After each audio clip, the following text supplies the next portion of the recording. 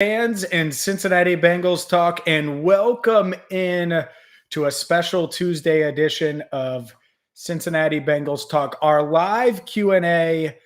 And yeah, we didn't give you much heads up this time, which let's be honest, it's been a busy time for the Cincinnati Bengals talk crew, for the Cincinnati Bengals. And I'm going to get to your questions. We're going to do some quick hitters here. Also, just a reminder to hit that subscribe button, because we are one of, if not the fastest growing Cincinnati Bengals YouTube channels out there. And we want to connect with you. And normally you'll have more of a heads up, but like I said, it's been a wild day. Also, as you guys are filing in here, and I'm going to get to some questions, and it is going to be shorter. We're not going to go an hour today. And I'll give some of my thoughts on the Bengals and then get to a bunch of your questions. Check out my conversation with Mo Egger of ESPN 1530. It dropped around noon, 12:30-ish today. So you're probably going through your work day. You might be joining us now, but you didn't see that. It's a lot of good stuff that Mo dropped on the Bengals, on what Joe Burrow could be for this franchise and more. So that's certainly something worth checking out. I'm going to real quick here. By the way, the other thing I wanted to do before we get into it, because he's the guy that you don't see, that's put out some really cool videos the past couple of days of Bengals scoring touchdowns. Andrew Fox Miller. It's my guy, Andrew Fox Miller's 38th birthday. So ask him for his Venmo and send him a bunch of money, or just blow up his mentions on Twitter. Either way, that happy birthday to Andrew. But yeah, let's dive in here. I'm going to give a couple minutes here of my thoughts about the Bengals, where they're at. Obviously, you see the title. The Cincinnati Bengals have arrived. And I think that's what Sunday was. When I was in Baltimore before the game, hopefully you saw the pregame video, didn't think the Bengals were going to get housed. But I thought it was going to be a close game that probably goes down to the wire. One score one way, one score the other. And it's complete domination. And it was just one game, just 1 week. But I went on with ESPN Honolulu, by the way, and they're having much better weather right now in Hawaii, I believe, I would imagine, than we are in Cincinnati, where it seems like it's 10 degrees outside in the mornings, which I hate. It's part of this time of year. But and the host was like, yeah, they're going to the playoffs, aren't they? And I hesitated for a second, because I don't want to crown them prematurely. And then I thought about it. And yeah, that's what Sunday meant to me, that they're a playoff team, that your expectations now can go from hopefully they're pretty good and competitive to, oh, no. They're a playoff team. That is what they are. And, are they going to be the AFC North champs? I think that is up for debate and could be debated and discussed in multiple different ways. But absolutely, I think they can be a playoff team, and that should be the expectation for this team moving forward. They're 5-2. They beat Pittsburgh on the road, a team that they struggled to beat on the road, hadn't won there since, was it 15? I believe it was 15. They beat the Ravens on the road. They were 0-5 against Lamar Jackson. Zac Taylor had never beat Lamar Jackson. They have Joe Burrow. That's the other part. That's the other thing here that kind of changes the trajectory, and why the Bengals, I think, got so much national recognition over the past 2 days. Joe Burrow is such a game changer. And when you talk about the ceiling of this team, how high they can go, how far they can go, well, there's a path. And I'm not saying it's going to happen, but there's a path where by week 17, week 18, the regular season ends, we're talking about Joe Burrow being the best quarterback in the AFC North, and a bona fide top 10 quarterback, maybe even top 5 quarterback in the next few years, and ahead of a guy like Lamar Jackson, who won the MVP a couple of years ago. And he needs to continue to get better, cut out an interception here, continue to post big numbers, continue to improve, stay mobile, get more mobile in the pocket, as we've seen him progress over the next few weeks. But I think that that's realistic. I think there's a decent possibility that happens. Does that mean you should expect it? I think expect is a little too bold, but there's certainly a path for Joe Burrow to, wear the crown, so to speak, in the AFC North, in a division with good quarterbacks. Like Baker Mayfield's going to get paid in Cleveland. I believe that's going to happen. Lamar Jackson's going to get paid a ton. in Baltimore. And I think he was in the MVP conversation before what happened on Sunday and still could end up getting there. But yeah, Joe Burrow's playing great and is in the comeback player of the year conversation and maybe more as we roll on here and as we get closer to more division matchups. You know, is he going to be able to just crush the Jets and pad his stats this weekend? He's already got 17 touchdown passes, which is tied with Boomer Esiason for the most in the first 7 games of any Bengals quarterback season. So it's tied for a record there. Maybe he'll throw 4, 5, 6 because he's only thrown 3. It's been so consistent. He's never had a 4 touchdown passing game. It's been 3, 2, 2, 3, 3, 2, and you look up and he's got 17 of them. So, all right, without further ado, and again, I knew with this live chat, we didn't pub it all day. This was something that I wasn't sure exactly on the time schedule-wise how we're going to be able to make it work, especially with Andrew Miller's birthday festivities, which, again, reach out to him on Twitter at Andrew Fox Miller. Check out some of his cool videos. He edits all of our stuff here on Cincinnati Bengals Talk, except for when he's getting his nails done. That's when I have to come out of the, behind the camera, in front of the camera and go behind it and edit the videos. But that's neither here nor there. Let's dive into some of your questions. And it looks like there's about 63 of you right now live. So this is a good time to get your questions in because a lot of these chats have, end up with a bunch more. So let's see here. A lot of hoo-days to start things. And I'm going to start with some praise here. Love the show, man. Best Bengals podcast. Yeah, shout out to all the Locked On Bengals listeners and Cincinnati Bengals Talk watchers that I met in Baltimore. It's so cool. The best part about going on the road, as much as I love the damn crab cakes in Baltimore, and they're amazing, by the way. They're amazing. I'm going to be making that trip every year. Meeting you in person is the best. I love it. I don't think I'm going to be able to get enough of it. Last year, obviously with the COVID year, there weren't many fans in the stands. Rarely did you see fans before the game at any game. And I wasn't traveling because of COVID. Everything was on Zoom anyways.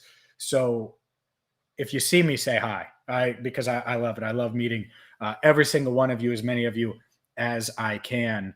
All right, let's start with Stat Center since he started off with a compliment. You get the first question. Is Jamar Chase already a top 5 wide receiver? He's playing like one. That's what I'll say. Is he one yet? Like, is he one of the 5 you're taking right now? We could debate that. But through 7 weeks, absolutely playing like one. And the reason I say that is Jamar Chase and Joe Burrow together completely changed what the Ravens were doing defensively. What the Ravens like to do is we're going to man you up and we're going to light you up. And we're going to be aggressive and we're going to blitz and we're going to push it and we're going to push it some more and we're going to push it some more. That's what we're going to do. And they do that against the Chiefs. They would do that against the greatest show on turf and Kurt Warner and company. They would do that against Brady Moss. Well, they're not doing that against Joe Burrow and Jamar Chase. It's weird. But the Bengals got the Ravens out of what they do on Sunday. And Jamar Chase beat Marlon Humphrey like a drum to the tune of 5 receptions, 165 yards, and a touchdown on 7 targets, courtesy of NFL Next Gen Stats. Crushed him. So, yeah, like we're getting to the point now, and Justin Jefferson went through this to a degree last year, where you're not just talking about him being the best rookie wide receiver, because he's without a doubt that, or the best rookie, because he's without a doubt been that. But now where does he stack up on the best wide receivers in the league? And again, I don't know if he's there yet, because part of being a top 5 receiver in the league, I think, comes with consistency, doing it for more than 1 year, doing it year in and year out. But through 7 weeks, there's no denying it. There's no debating. Jamar Chase has been one of the 5 best wide receivers in the NFL. He's on pace for 85 receptions. It's an interesting number. 1,800 plus yards. I forget the exact number, but over 1,800 yards and 15 touchdowns. It's 14.5. He's balling, so I'll round it up. 15 touchdowns. Are you kidding me? That's insane. So yes, right now he is playing like a top 5 wide receiver. I've gotten this question a lot, so I might as well take it. Andrew Cantrell asks, should the Bengals go see what the Dolphins are asking for Xavier Howard? I think he would, finish up this defense. You put the finishing touches on it, make it an elite defense. I like the aggressiveness. I want aggressiveness. I'm always going to praise aggressiveness. The problem is a lot of people I see say, "Oh, give up a first-round pick for Xavier Howard." Am I willing to do that for a guy? I get it. He's really, really, really good, potentially great, depending on the system, how he fits. For a guy like that wants to get paid, you still haven't paid Jesse Bates, and you've been drafting well in the first round. And some might say, oh, well, it was easy picking Joe Burrow. Okay. Was it easy picking Jonah Williams? Okay, maybe it was. Was it easy picking Jamar Chase because half of you, and I don't know which half, and that's fine, wanted Penei Sewell? So to me, like, if it's like a third rounder because you got to pay him, and it might be because, again, you have to pay him, that's one thing. But if we're talking first and second rounder, first in 2021, a second rounder in 2022, I don't know. That makes me feel, especially when you look at what the Bengals have done, how they've evaluated the cornerback position. They go get Mike Hilton, fits in great. They go get not just cornerbacks, they go get Von Bell in free agency, fits in great. And obviously they go get Chidobe Awuzie, who is a baller. So I don't think it's realistic. For the right price, I would do it. Obviously, you want to be aggressive, you want to go after it.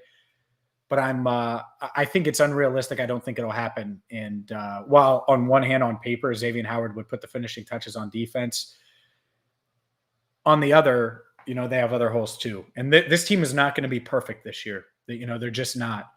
And that doesn't mean you don't trade for Xavier Howard, but I have to know what he wants contract-wise. I have to know how it impacts Jesse Bates. Will it impact Jesse Bates? Will they sign him anyway? They'll have the number. They'll have the cap space to do so. But I have to honestly have Duke Tobin and Katie and Troy Blackburn on Cincinnati Bengals Talk to sit down for an exclusive. Probably never going to happen, where they talk to me and reveal their plans for the offseason. Because, if they're going to pick a cornerback with the 20th pick in the draft anyway, or the 32nd pick, let's be optimistic, in the draft anyway, well, would I rather have Xavier Howard or a rookie? I like Sauce Gardner a lot. My University of Cincinnati Bearcats, probably take Xavier Howard. Just saying. All right, let's continue here. And again, we're going short today. If you're just joining us, I see a bunch of you filing in. So get your questions in now. We're not going to do, our normal hour. A reminder, again, check out my conversation with Mo Egger. It was about 28 minutes of awesomeness from Mo on the state of the Bengals, on the future, good stuff on Joe Burrow, good stuff on the defense, good stuff on the coaching staff, and more. And so this is interesting, though, because when you go big fish hunting like Xavier Howard, it's just tough to pull off a deal like that. But will the Bengals make a trade for a corner or an edge, or I'll even throw out, a swing lineman, maybe someone that has the ability to play tackle, but also play guard or play center, or maybe just versatile as hell, can play all of them. I would love for them to add in the trenches. So like corner, to me, corner would be third.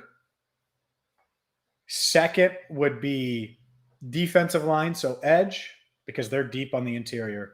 And first would be offensive line. Because if you give Burrow just a little bit more protection, imagine how dynamic that man can be, because he's getting even more and more comfortable in the pocket.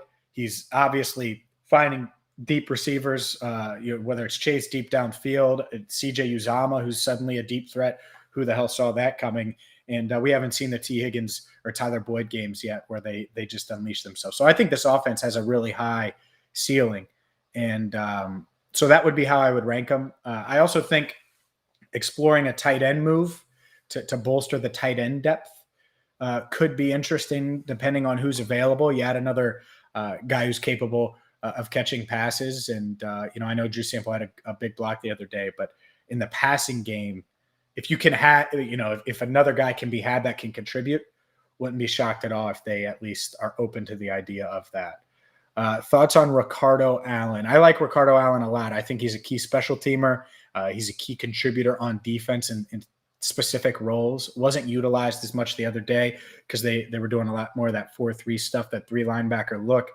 But they're also going to do 3 safeties some weeks. And that gets me to my point about this Bengals defense that's so damn exciting, is how multiple they are, how they're able to change up what they're doing. And defensive coordinator Lou Anarumo has done a great job of that, really a 180 from last year. And I think it's just the belief in his guys. He believes Trey Hendrickson and Sam Hubbard are going to set the edge against Lamar Jackson in the run game while also getting after the passer, specifically Trey Hendrickson in that department. And then the interior of the line, the push they get, whether it's DJ Reader taking on double teams or Larry Ogunjobi or BJ Hill or Josh Tupou. And then these linebackers, it's awesome to see how they've grown. And it's not just Logan Wilson. Jermaine Pratt is having the season I think a lot of people, including myself, expected him to have last year. And Akeem Davis-Gaither looks better and better. It seems like he's making a play every week now. And we already know what Jesse Bates brings.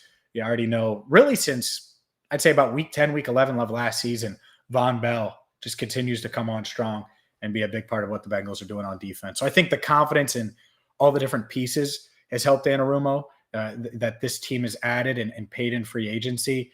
And Ricardo Allen is one of those guys that allows them to be multiple. And I think he is a big part of what they do. And he's a really smart, like football smart guy, wants to be a head coach one day. So certainly someone that you like around young linebackers, right? Around young guys, even a corner like Eli Apple, I think having Allen in the locker room is good for him.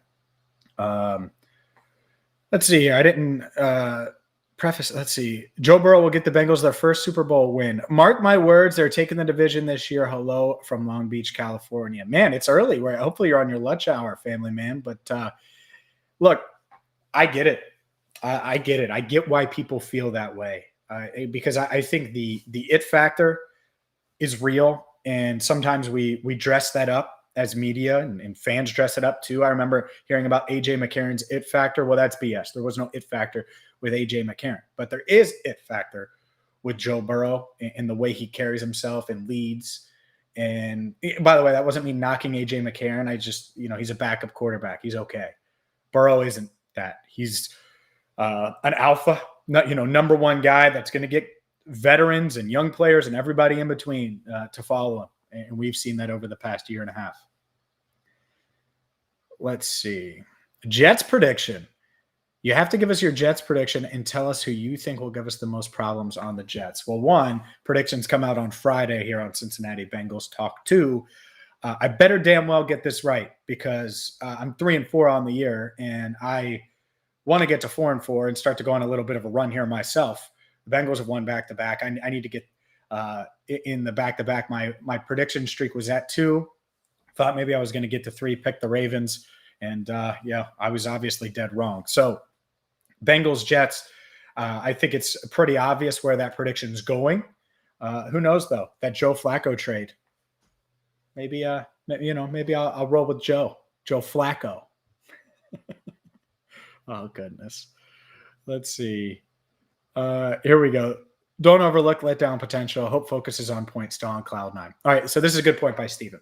And this isn't anything more than what the University of Cincinnati Bearcats did in Annapolis on Saturday against Navy, where they go in thinking they're going to roll over a 1-5 team, and Navy comes out with a great game plan. They start out pretty well, and even after the Bearcats counterpunch and get up by 14, or it was 17 at one point, I believe it was 27-10. I was watching the damn game. Yeah, 27-10 makes sense because it was 27-20. Either way, they hung around. And so the Bengals, you better believe their family, their friends, sending them clips from Peter King, sending them clips from Albert Breer, sending them clips from allbengals.com and Cincinnati Bengals Talk and the Locked On Bengals podcast, maybe, of, all the praise they're getting. Because they haven't gotten a lot of praise. And the thing that, family and friends do is they uplift you. Anytime I do a TV hit, if I go on Spectrum, if I go on Fox 19 locally, or one of those, I have a family member, a listener say, "Oh, I see you." That same thing happens with Bengals players when they get praised or when they get ripped. And, that's just part of it. How does this Bengals team, how do they handle success? How do they handle everybody saying, "Man, they're great. They're the favorites in the AFC North," which a lot of, I saw this ESPN screenshot where every single analyst, and I forget the analysts that were up there, all picked the Bengals to win the division. I don't even know if I'm there yet. But when you're getting national pub that way, how do you respond to it? And especially against a bad team that you're not going to rise up for, right? You're not going to get hyped for. And you got the Browns looming. It's game 3 of a 3-game road trip. going to have to find a way to get off to a fast start, beat up on an inferior opponent. And who knows, maybe the Jets are just so bad that it doesn't matter. But I don't think the Lions are so bad that it doesn't matter, and the Bengals handled business there. And that's what they're going to have to do against the Jets. The Lions played the Rams pretty close on Sunday, which, again, is a testament to the Bengals for going on the road and doing what they did to the Lions a couple of weeks ago. Is Chase already the Rookie of the Year? No. Now he's the favorite. So if he's the favorite up here, the next one isn't even in screen. All right. So the next one's way down here on the floor where I'm stomping my feet. Right. But so many different things can happen. Not going to get into the scenarios, but if he keeps playing like he is, he's going to be Rookie of the Year for sure. And he's going to be talked about. I mean, he's not their MVP, right? Like Joe Burrow is, the way Joe's playing, especially the past couple of weeks.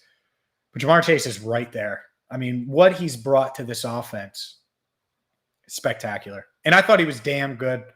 And those that have seen my work here on Cincinnati Bengals Talk or elsewhere, you remember I was Team Chase all the way. I would debate anybody. I thought he was going to have a huge impact. I didn't think he was going to have this kind of impact. I thought he was an instant impact weapon. And I still would never have imagined this. So it's certainly on track to be Offensive Rookie of the Year and well-deserved through 7 weeks. Long season ahead. Those last 5 games are extremely tough. You're no doubt. And you have to stay healthy and you have to bolster depth. And that's a lot of you are asking about the trade deadline stuff. That's why you go get someone. That doesn't mean whoever you trade for is going to replace Jackson Carman. And yeah, Xavier Su'a-Filo could come back one day. But if Trey Hopkins gets dinged up, do you want to have to turn to Trey Hill, or can you find a veteran center that could help? Or maybe you find someone that's better, but it's hard. Or if Trey Hendrickson gets dinged up and can't play in that second matchup against the Steelers or that second matchup against the Ravens, and there's a lot on the line, do you have someone else that can come in and bolster that? Again, the Bengals are getting Khalid Kareem back, hopefully this week, as the clock ticks on his 21-day window. At the same time, you need as much depth as possible. And there aren't many spots where the Bengals have that depth. And I think running back is probably one where you feel pretty good about Chris Evans. And he didn't play a lot on Sunday. I think he's nursing a little hamstring issue, and that's why. But yeah, they have some depth in some spots, but others, edge, interior offensive line, even cornerback, I think they will certainly look at. Tight end is another one as well.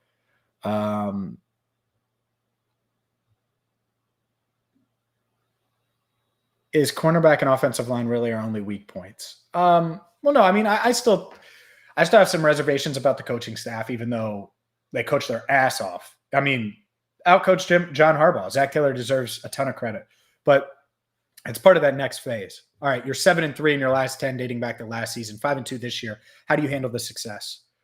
Are you able to? And it seems like he's handling it well, but are you able to keep everybody locked in, dialed in, focused? But main weak points, those are the two. I think, there's a lot of spots that are good, not great. And it's hard to add, it's going to be hard for them to add another tight end to give them basically a trio of tight ends. That way, if one of them goes down, it's not a huge deal. Or add another cornerback. They did get Trey Flowers. And I thought they deployed Trey Flowers well early on, kind of throwing Mark Andrews for a loop early in that game. Then they adjusted again, but deploying him, putting him out there, bigger corner for a few plays on Andrews. I thought that was part of how they got Lamar Jackson out of a rhythm. So, there are some weaknesses and some depth issues, and every team has them. And certainly the Bengals' interior offensive line would be the main one for me. Edge would be the second one.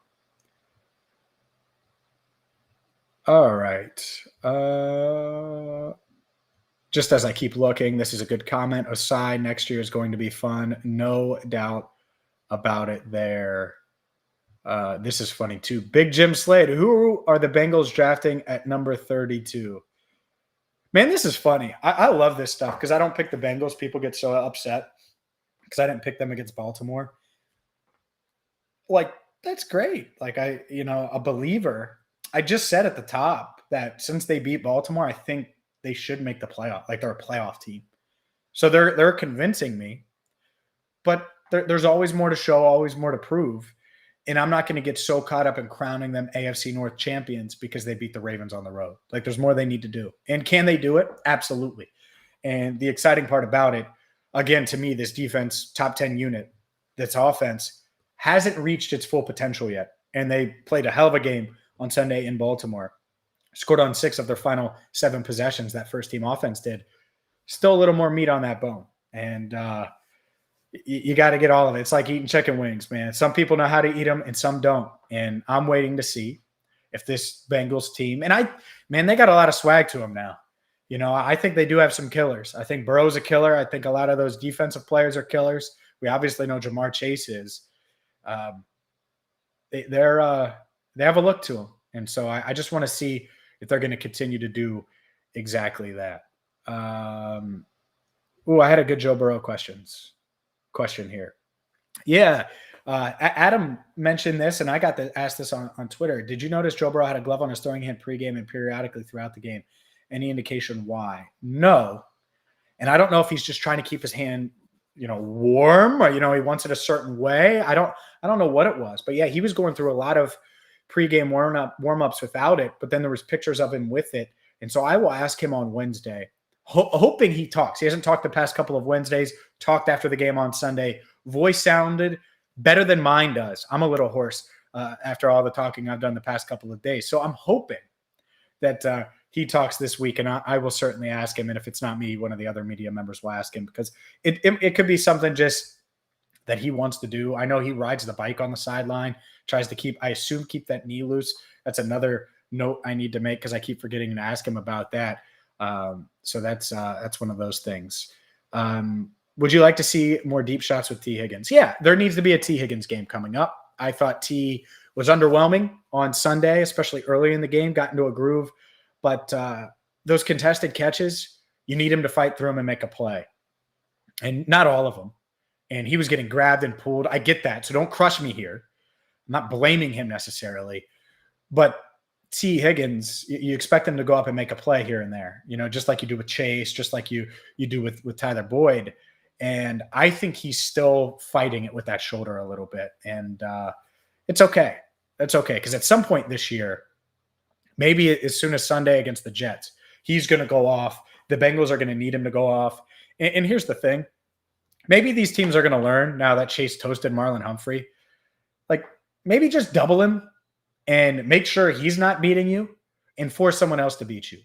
Because honestly, I would say after the end of the first half, when Chase he had 3 catches on the Bengals' final drive, including a 26-yard, I think it was an in route, where, he cuts in, catches the ball, and just darts to the opposite sideline. Marlon Humphrey's running at him like crazy, doesn't get him. Chase hurdles a defender and gets out of bounds. And guess what the Ravens want to do? Make sure Jamar Chase doesn't get out of bounds, and he outran everybody. That might have been the point if I was Don Wink Martindale, where I'm like, okay, this dude's a freak. Let's double him. And not just a little bit, let's double him all the time. And you might see that this week against the Jets, which, if that's the case, I certainly expect more deep shots with T. I expect more, I don't want to say more targets. He had 15 targets the other day. But I expect him to be more efficient and more involved, and that includes deep down the field. This is funny, going from T to T. Higgins idol. What do you think of A.J. Green's play in Arizona so far? He's playing well. Averaging 60. I looked at the stats yesterday. I'm not a Nostradamus. 16.9 yards per catch. Has 3 touchdowns. Had 3 receptions for 66 yards the other day for Arizona. Playing great.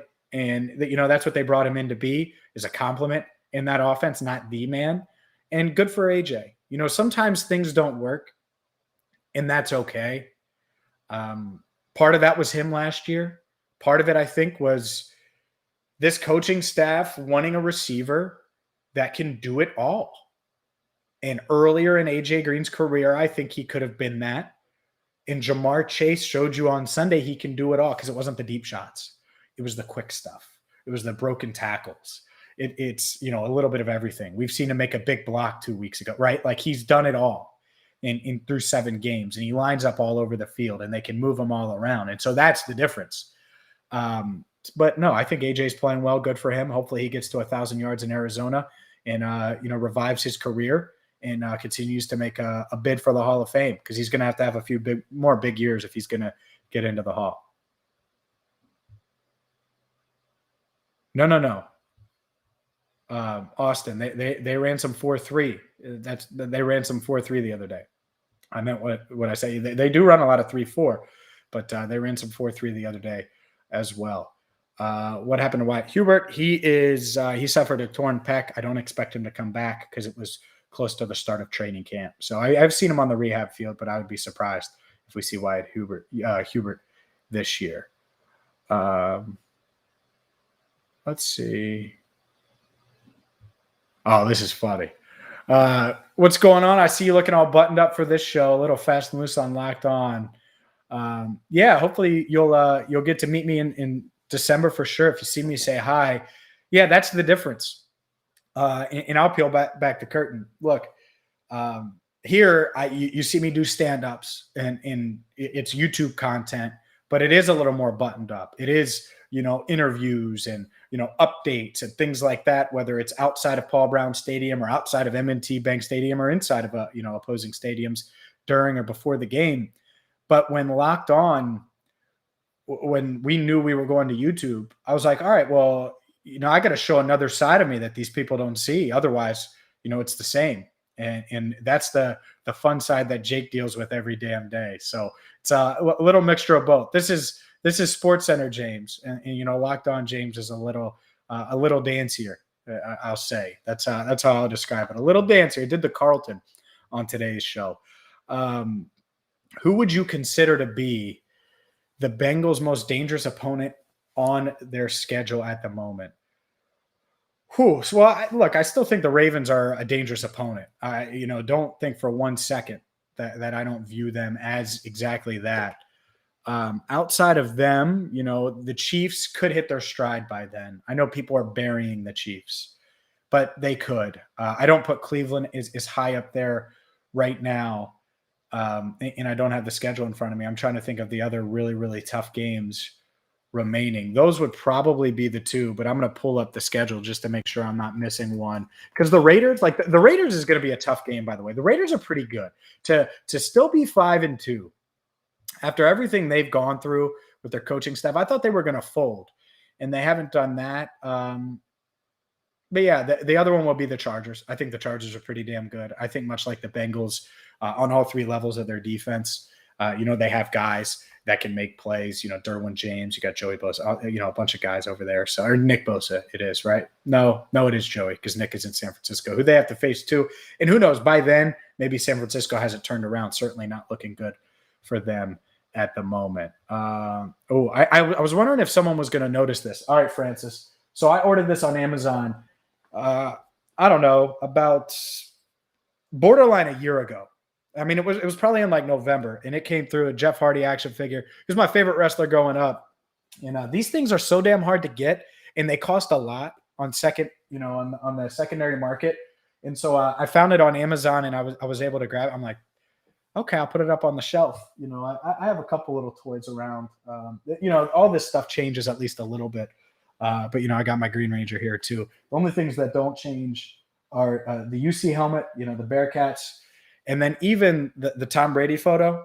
Sometimes that changes because of Dwayne Wade, which there we go. Move it. You see Dwayne Wade right there as well in the corner. There's a little bit of a glare. So, I try to mix it up, and there's some other stuff that could come about. But yeah, that Jeff Hardy came in yesterday. I figured I'd throw it up there at least for a little bit. Shout out to California. At least a couple watchers here in California, in Northern California too. So you're in Jake Lisco's time zone. So I appreciate you chiming in. All right, let's see here. We're going to go for about 10 more minutes. Get your questions in. I'm going to start to do a little bit more of a rapid fire here so I can get to as many as possible. Can the Bengals put together a complete game early against the Jets? Is this the game that we could see the starters sitting a lot for the second half? Maybe, and that would be great, ideally, right, Brian? The downside would be, or the argument against that would be it's the NFL, and you just never know, right? You just never know what's going to happen. Should the Bengals trade for someone before the deadline? I think so if you can. Absolutely. They should try to bolster, their depth as much as possible. I don't think you're going to find a star. And I'll write about it and do videos about it. I'm going to start looking at potential guys that could be on the move. Because if you're familiar with my work, I'm all about going, trying to find the next weapon. Alexander says, I'm scared, James. Having this much confidence in a Bengals team is scary. As a Bengals fan who came in the Dalton era, is this team here to stay? You certainly hope so. And Joe Burrow is different than Andy Dalton. I got into a debate on Saturday night, not going to say who with, about Burrow's potential. I believe in Burrow. He does have his shortcomings. He doesn't have the strongest arm in the world. But to me, he already gives the Bengals more than Andy Dalton did as a whole. He's already a better quarterback to me than even when Andy was really, really great in 2015. Let's see here. Here is the video, by the way, of I don't know if it'll pop up or not. It's in the chat, though. Andrew shared it, of me and Mo. 30 minutes, me and Mo Egger. So you guys should certainly check that one out. I'd rather pick up a guard than a corner. I would too, no doubt about it. This is always a topic, the indoor practice facility. I mean, look, I would love for them to have one, especially on crappy weather days. For me personally, as much as anything, because I'd love to do a stand-up there versus coming back home and being like, oh my gosh, it was raining and I don't want to mess up my hair. Well, really, if it's pouring rain, I don't want all my equipment to get drenched. And so, yeah, that's the part of it. I'm not worried about my hair. Look, I keep it short for a reason, low maintenance. But no, I haven't heard of anything about the Bengals practice facility, and who knows?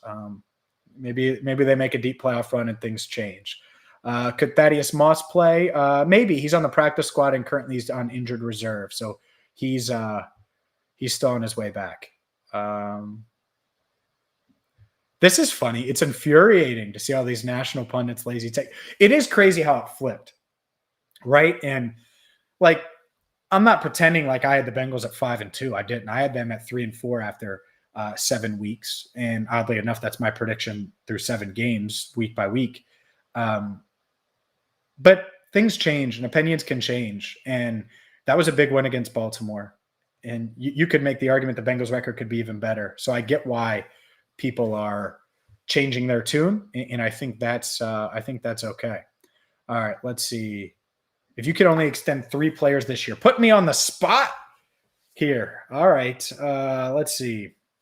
Well, Jesse Bates, right? You would obviously do Jesse Bates. I guess people would say CJ Uzama. To me, it depends on how long you're talking for CJ, but that would be one. Larry Ogunjobi would be in the mix there. Riley Reif would be in the mix there. It depends on the contract length, because like Riley Reif, I'd love to give him another year or 2. I don't know if I want to give him 3 years or anything like that. CJ Uzama, maybe a year or 2. Don't know if I want to give him 3 or 4 years. Jesse Bates, I want to give him 4 years. So it depends, but that gives you at least an idea off the cuff of what I'm looking at. What about Marion Hobby? He's done a damn good job. The Bengals defensive line coach has, there's so much more multiple. Like I said earlier in this live stream, these defensive linemen are doing more twists, more stunts. It's got to be. Marion Hobby deserves credit for that, no doubt. It's Lou Anarumo, but Marion Hobby has certainly helped a ton. Thought on pumpkin pie. Love it. Give me some. I'll see you at the home game week 9. You want to hit me up with some pumpkin pie at Paul Brown Stadium? No, I'm just kidding. But no, pumpkin pie is great. Whipped cream, without whipped cream, like it both ways. But some pumpkin pie, not so great. So hopefully it's a tasty one, if that's what you're talking about, because there's a lot of good pumpkin pie out there, and I'm hungry, so I can't believe you brought up food. The way the Bengals are playing, they should go into the bye 7-2, maybe, and that's certainly possible. Big Jim Slade says that they're going to shut out the Jets. I could certainly see that. All right, get your questions in. Last couple minutes here. Hell no, I don't. Are you serious? I love YouTube questions. The only reason we do these lives really is because of the live Q&A. So I can talk to you, so we can interact, and you can ask me something you've been dying to ask that maybe you ask on Twitter or you haven't thought about asking on Twitter, or that I don't see that you have asked on Twitter. And this is a way to do it where I literally go down the line and try to get to as many as I can. And, maybe I'll miss it, but I try to get all of them in there. There's a lot of statements in these chats too, and not just, not just questions.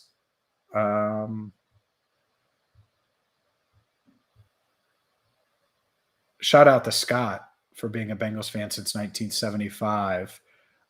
Most surprising Bengals player to me, it's either Logan Wilson or Chidobe Awuzie. Logan Wilson has become a borderline star, and I didn't think Cheeto would become this number one corner that's just all over the field. And, I got a great story about Cheeto that you guys will love. And I missed the video, of course, because half the time that happens when you're taking pregame video. He was warming up against the Ravens. And this goes without saying, he's a professional athlete, and they're freaks, and they're different athletically than you, me, or anybody else in this live stream.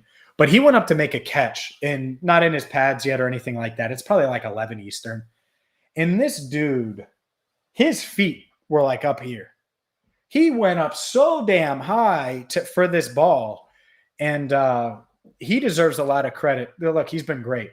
But when everyone was talking, including myself, about Jamar Chase's kind of slow start, and I didn't talk about the separation issues as much because I didn't think that was really an issue.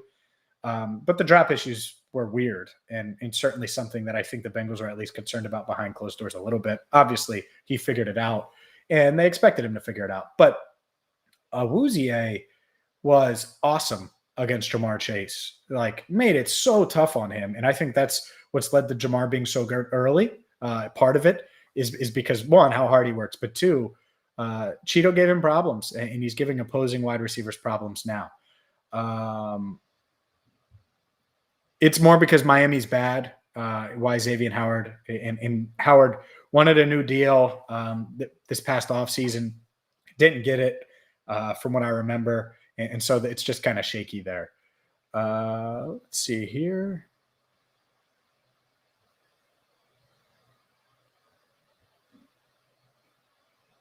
I love Ghetto, by the way. All this food talk, man, I'm hungry. I'm hungry right now. There's no doubt about it.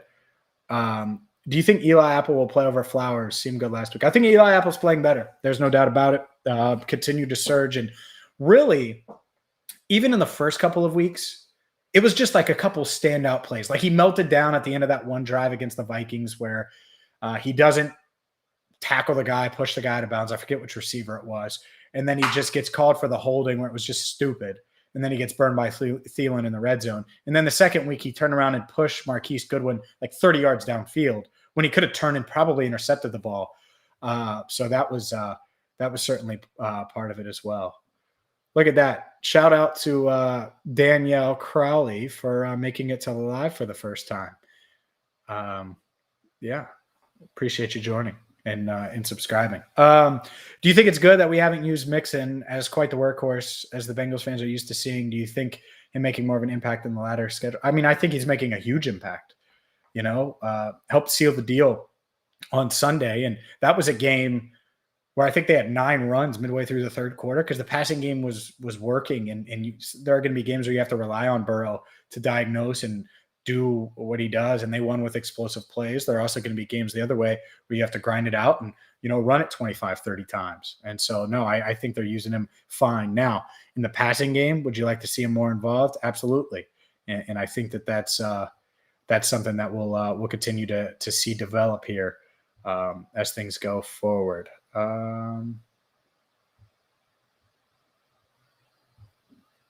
Yeah, because I'm skipping Halloween and I'm already into Christmas. Toasted pastrami. That's why that's of all the sandwich or all the food talk so far, pastrami is lowest on the list. Pumpkin pie ahead of it. So is Geta. So there you go with that. All right, we're going to take another question or two, and that is going to be it. By the way, I got an email. Let's see. All right, well, here we go. We have a live update, and this is a good way to end it. The Bengals have made a couple roster moves. How about this? Our first live news update. They signed Joe Bachie to the active roster from the practice squad, the linebacker, which makes sense. He had been promoted and elevated from the practice squad the past couple of weeks to play special teams, specifically with Jordan Evans out. They also restored Thaddeus Moss to the practice squad from the injured list. So there you go. He had a head and neck injury. Thaddeus Moss back. Joe Bacci up to the active roster. All right, I'm going to get to one or two more, and then I got to write that story. Will Khalid Kareem be back soon? I need to see him. The goal, I think, would be for him to be back this week. I will have more on that on Wednesday afternoon right here on Cincinnati Bengals Talk, and that's a perfect segue. Look, if you're looking for Bengals coverage on YouTube, you've come to the right place. If you want to read Bengals coverage, check out allbengals.com and check out the daily Locked On Bengals podcast as well, the only daily Bengals podcast with Jake Lisco and myself. But, and I've mentioned it a couple times during this video, last thing, if you haven't watched it yet, just go do it right now because the live is about to end. Mo Egger from ESPN 1530, my former coworker, my former colleague, we talked for 30 minutes about the first place Bengals. It posted around 12:30. It's on this channel right now. So thank you guys for tuning in. Hit that subscribe button, and not just guys, of course, men and women for tuning in. I need to be better at that. Guys and gals, everybody for tuning in on another successful live chat. We're a little quicker today. Hopefully we'll be back to our normal time. But shout out to all of you that are watching, that have watched. Ring the bell, hit subscribe, check out that video with Mo. And until next time, thank you so much for watching.